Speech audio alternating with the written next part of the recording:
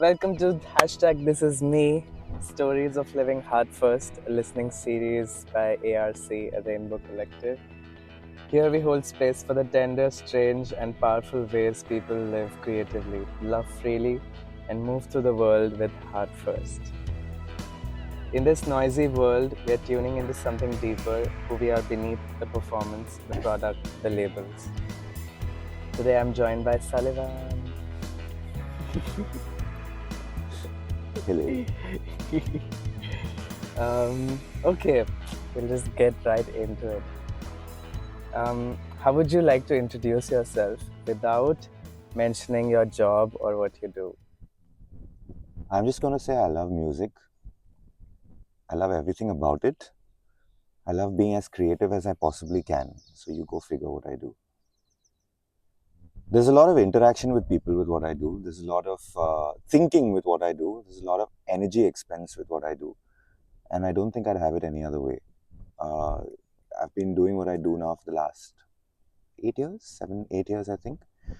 And I think every year I keep adding something new to what I do, which keeps it interesting also because it makes my mind work a lot more. It makes me work a lot more physically, which is always something more fun rather than, you know, sitting at. I mean, there's different types of being creative. There's sitting at home, sitting at a desk, putting your mind to it and being creative in various ways, maybe on a piece of paper, on your mobile phone, or on your other digital device. For me, it's all of that and a lot of physical use of my body. So, like I said, I wouldn't have it any other way. It's extremely interesting, and I'm looking forward to doing a lot more. What feels like home to you right now? Well, can you see where we are? uh, yes. In your body, where do you feel home? I think my head, my brain, I Mm. think that's the most powerful tool at my arsenal, in my arsenal rather. And I think for the most part, I use my brain as well as I possibly can. That being said, the brain is possibly also the worst part of me, considering the amount I overthink things. But for the most part, I would like to believe that I use my brain for creativity and I use my brain for what it's actually there for. What do you think it is there for?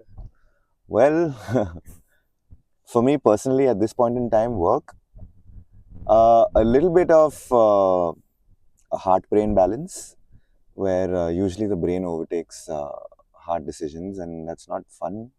But well, it is what it is. But I think primarily my brain is there for, in this point of time, for me to be as creative professionally, at least, as I possibly can be.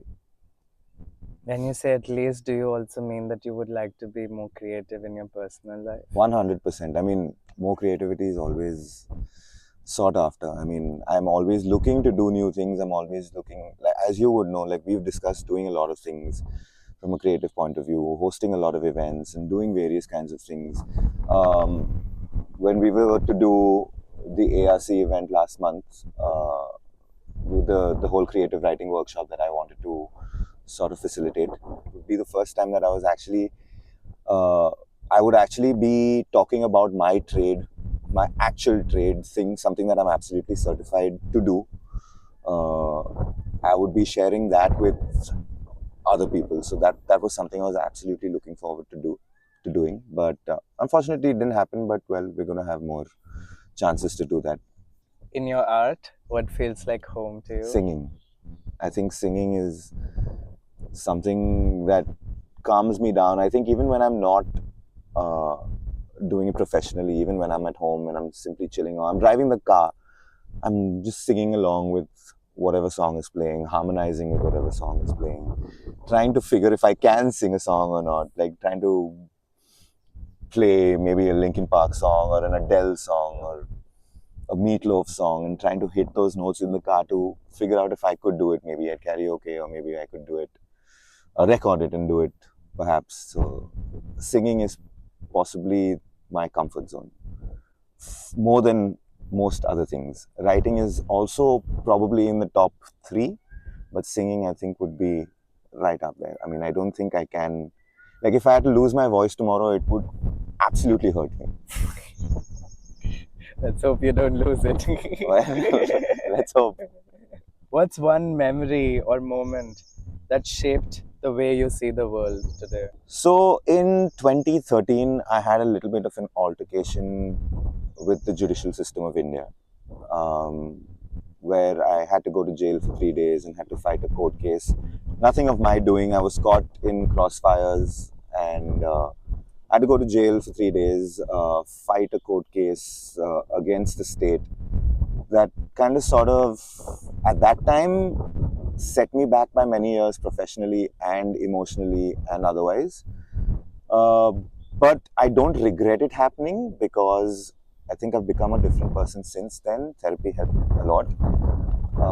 I've become a different person since then. It's shown me that I am very, very mentally strong, that I can take on challenges, whatever kind of challenge it might be. It might be very difficult to figure out at first, to navigate those waters at first, but then, I mean, I'm still here and I'm still, in my opinion, as normal as I possibly can be, given the circumstances, given what I went through at that point of time. Not just me, people around me had to go through a lot of things. People around me had to deal with me at that point of time, also considering I was quite the emotional mess after. But like I said, I don't regret it happening because I've become a different person since then. I've become a stronger person since then, physically and mentally and emotionally. So I think that would be something that has changed the way I perceive life, changed the way I perceive people, changed the way I perceive relationships, my art, my career. I had to ride that wave. I had to ride the emotions that came with it. I had to, like, there were times that I would just be a recluse in a corner post that. And my basic outlook at life post that was very poor. Like, I didn't think that, I could do much after. But like I said, therapy really helped. And just the way I started looking at things post therapy, the way I started perceiving incidences that happened after. I mean, a lot of things have happened since then. A lot of not very nice things have happened since then. A lot of great things have happened since then.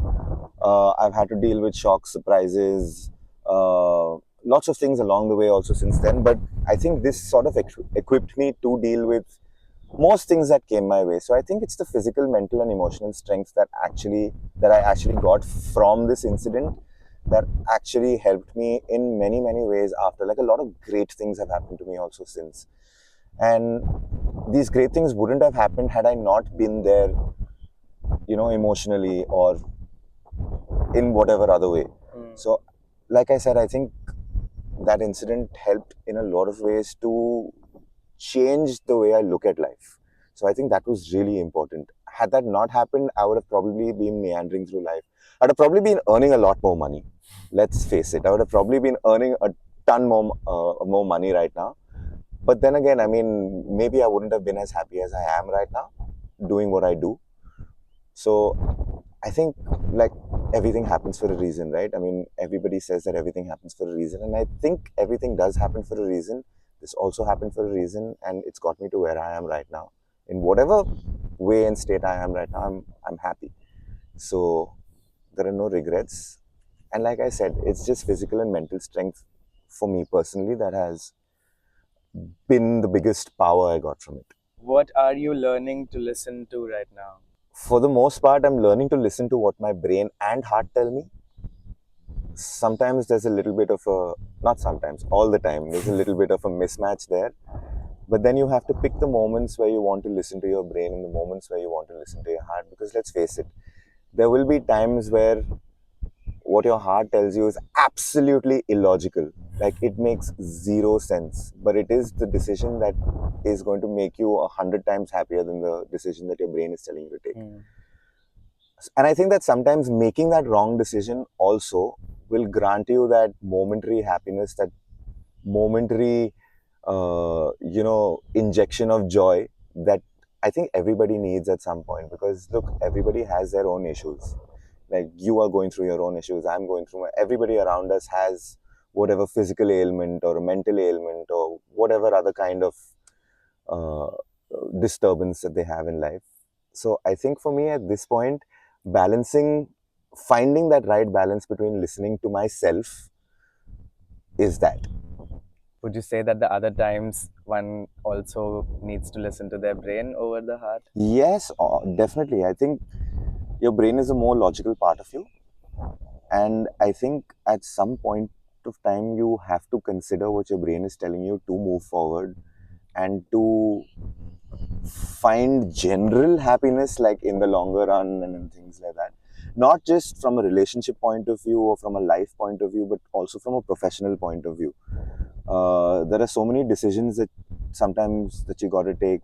Like, even for me, like, I have so many decisions that I have to take. Like, if I take on a gig maybe somewhere, somebody might not be happy about it because I've probably worked with them in the past, and so those are the kind of, like, do you want to listen to your heart and be like, no, it will hurt that person, or do you want to listen to your brain and be like, hey, this is good for your career long term, you're going to make a lot more money.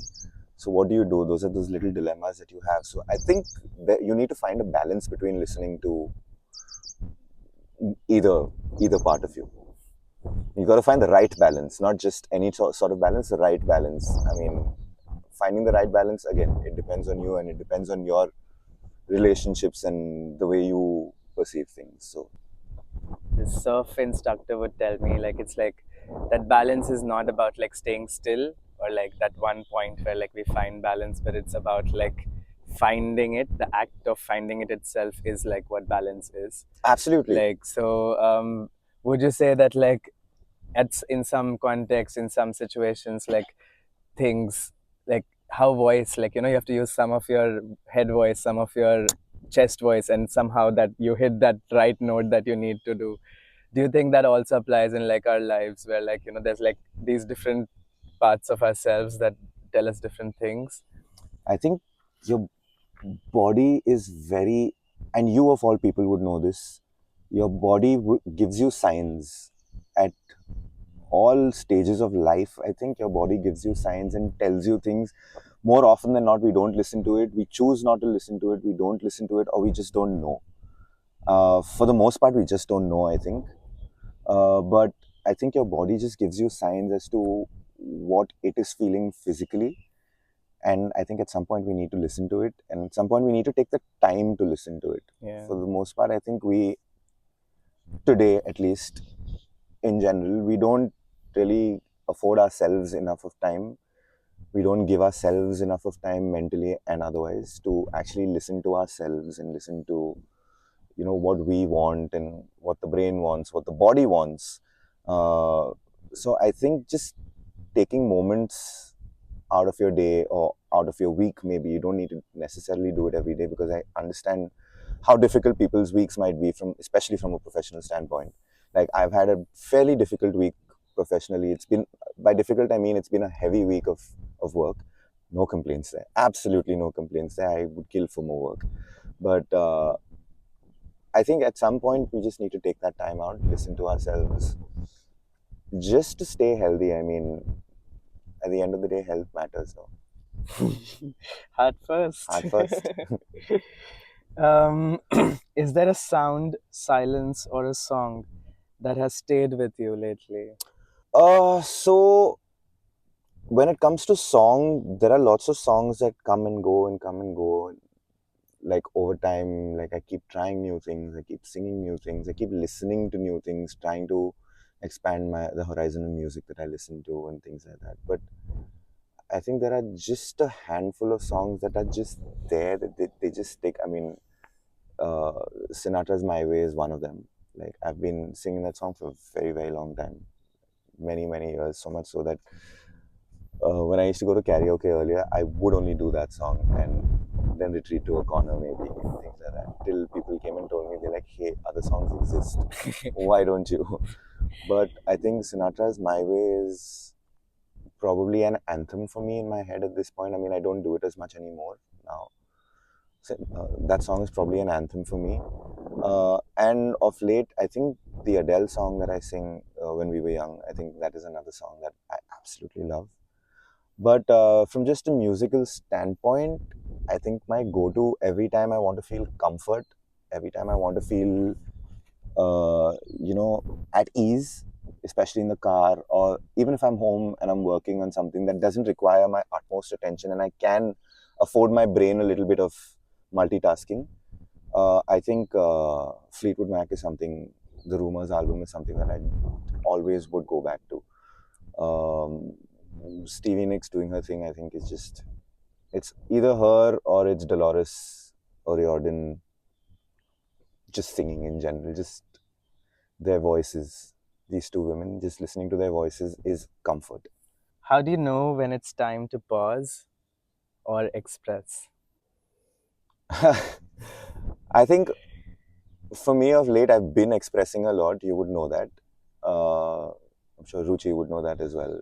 Uh, I've been expressing a lot. I mean, earlier I wouldn't, and I think that caused me a lot of mental harm. Right? I mean, I would just bottle things in, like, keep things to myself, and not really uh, want to share like things that ideally should be or could be shared with people that you love and care about.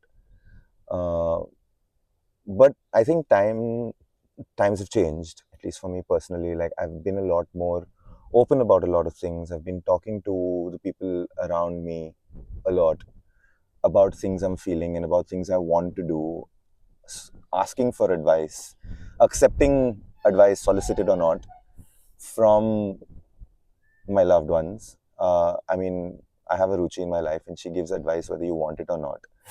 I have a Maitreyi in my life who gives me advice whether I want it or not. I have an Ali in my life who gives me advice whether I want it or not. And these are the kinds of people sometimes that you need, who are who I know will be in my corner. Like, tomorrow, if I go and commit a murder, they will tell me you screwed up, but they will still firmly be in my corner. No, I'm not going to murder anybody yet. But Me, the first maybe candidate. these are kind of the people that you want to have around you. These are the kind of people that you need around you. They're the people who are going to lift you when, when you're not quite there.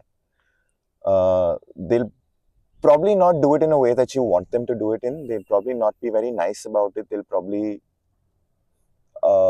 be very crass about it also, in many, many ways. And all of these people have been that way with me, which is why I'm still here. I'm still sane. I'm still as stable as I possibly can be. So, yeah, I mean, I think having that support system around you really, really helps. Just being able to talk and express outside of, getting professional help. This is professional help also always, always helps. But you also need that support system around you. You also need people who love you for who you are, despite who you are and despite the kind of things that you might do. I think you need that support system around you, all at all times. How do you know when it's time to pause? When your body is going to tell you when it's time to pause, your body will definitely do it when it's time to pause. I had anxiety attacks last week. I knew that it was time for me. Not last week, a couple of weeks ago, or whatever. But this was something that has been building up, and it hits you. I mean, it's not going to tell you when it hits you, so it hits you whenever it feels like, right? So I think your body will tell you, your brain will tell you when you need to take a breather. It's you. You can decide for yourself when you want to. A lot of people do that also. They just switch off. They do their own thing. Maybe do a digital detox, or just get away for a weekend, whatever it might be. But I think at the end of the day, your body will at some point tell you, hey, you need to calm down a little bit. You need to take a breather. You need to assess what is happening in your life at this point. It's starting to drizzle at this absolutely magnificent place. So we're just going to do Let's this. see. I, Let's see if it drizzles actually or not. so, How does your queerness or your way of being different show up in how you live and create? um, I don't think. Look, honestly, for me, being queer, or for, for somebody else being straight, I mean, for most of the world, being straight is normal, right? Being queer is not normal. But I don't see a difference. I mean, like, me being queer shouldn't matter. No? Okay, after a little snafu. Snafu. There's a word I haven't heard in a while. Snafu. What's one moment of creative freedom that you hold close to yourself? One moment of creative freedom. I think my quiz nights. I think for the most part, my quiz nights, I mean, I do really fun quiz nights. All of you should come.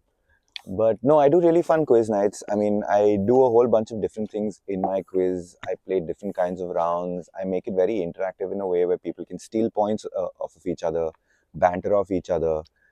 People have to think a little bit before answering a question. They have to use a little bit of strategy. So I make it more like a game, more like a very fun sort of interaction between people rather than it just being a usual quiz night where people come answer questions and leave. It's not just that, it's a lot more than that.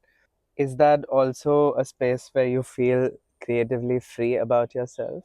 I do actually, because I mean, on the spot, sometimes I change things up. I change the point system on the spot, like for my quiz a couple of days ago. But a lot more creative freedom for me comes personally when I'm writing something. Um, if it's a feature, especially if I'm doing a feature on something, I'm planning to do a couple of features in the near future, very food and beverage related and things like that. So I think I can afford myself a lot more creative freedom when I'm actually writing something rather than, I mean, at the quiz, there's only so much I can do. I mean, I love doing it. I love like those little moments of inspiration that I have to actually like change things up and everything. But when I'm actually writing, it's a whole different ball game because I can actually use all of my creative prowess. Who are your people? The ones that you remind you it's okay to be exactly who you are? Are you looking for names? Not necessarily, but what kind of people you could they be? Would they be I've is taken a also few fine. Mm. names a little earlier. Definitely all of those people for sure. But I think in general, people uh, who make you feel good about yourself, right? Who make you Who make you feel like it's okay to be exactly who you are. it's okay to be exactly who you are. It's okay to do exactly what you want as long as you're not breaking the law. Yeah. It's okay to screw up. It's absolutely fine to screw up, and it's okay to be heartbroken. It's okay to be sad. It's okay to be happy. It's okay to feel any emotion you want to feel, and through it all, these people are still going to be there. They're not going to abandon you. They're not going to uh, not care about you. They're always just going to be there. I think you need to have a crew like that. You need to have a support system like that. And I'm very happy that I do. Like most of the people in my life are actually very, very much like that. So I think those are the kind of people that you absolutely need around. I think everybody needs these kind of people around them. Okay. Last section of our tiny interview. What are you weaving right now, personally, creatively, and communally? Personally, well, I have a lot of things in my head.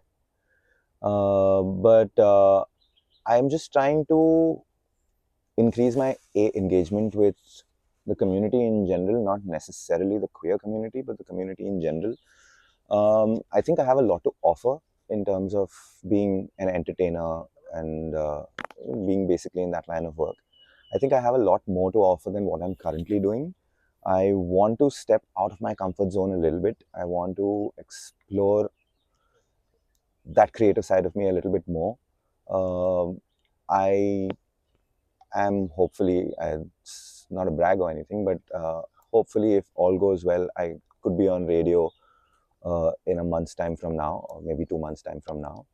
Uh, so that is something I've never done before. I mean, it's something that I've always thought about, but it seems like it might happen. It could happen.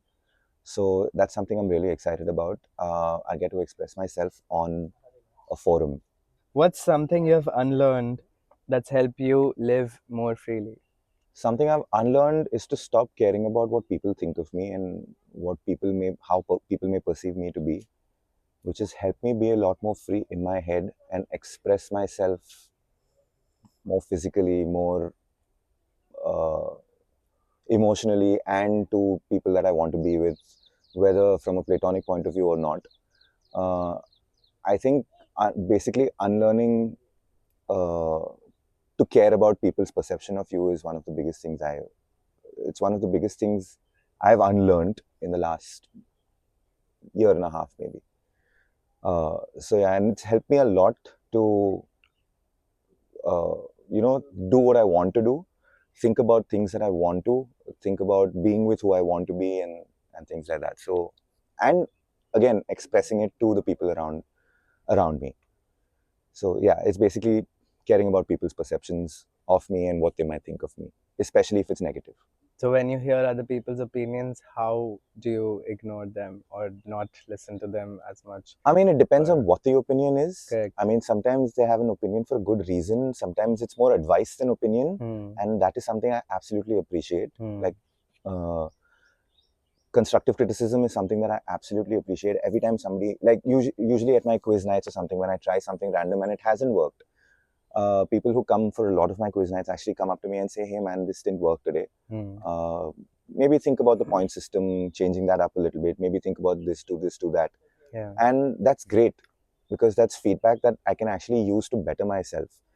But there are also times when there are people who come and are just very extremely needlessly critical of things. They're entitled to their opinion, sure. Like, have your opinion. I'm not begrudging you your opinion or anything, but sometimes it can be a little unfair.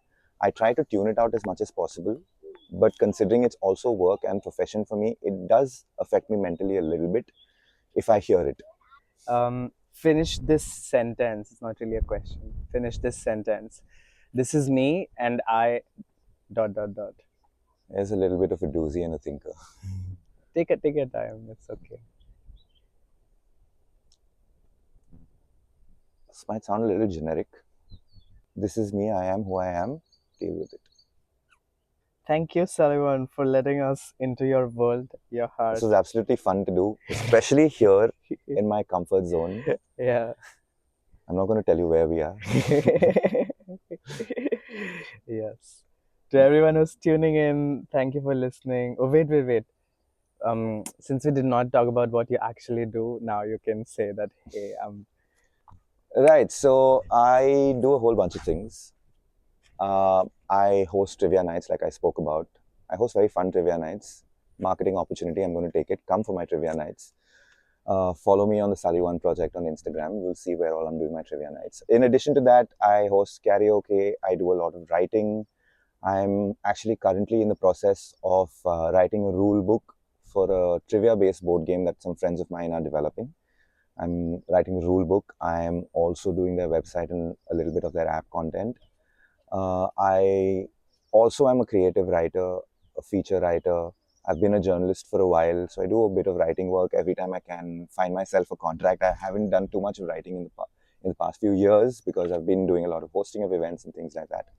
I'm also an MC for events. I've been doing a few weddings. I've been doing a few other smaller parties and things like that. So I do a lot of these kind of things, mostly entertainment based. I will be starting game nights, like curated game nights soon. So follow my page. to everyone tuning in, thank you for listening, feeling, and being here.